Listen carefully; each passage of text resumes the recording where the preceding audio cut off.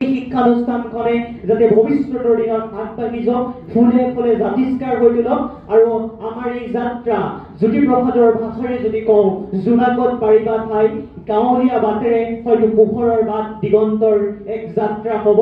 আৰু মোৰ লক্ষ্য বা মোৰ হবি বুলি যদি কওঁ, তেতিয়াহ'লে মই ডিবেটিং বা তৰ্ক কলা আৰু বিভিন্ন ধৰণৰ এংকৰিং আবৃত্তি কৰি ভাল পাওঁ।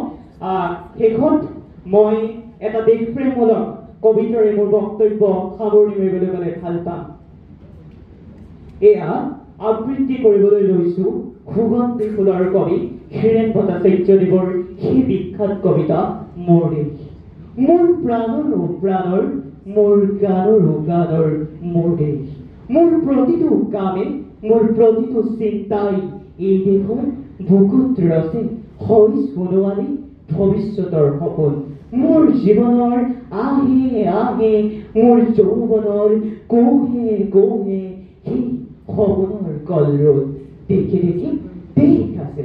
এনে বহু দেশৰ অৰঙে দৰঙে মই ঘূৰিছো, বহু বন্ধুৰ সৈতে প্ৰাণ কৰি প্ৰাণৰ কথা পাতিছো। তাৰপিছত আকৌ আৰম্ভ কৰিছো নতুন যাত্ৰা।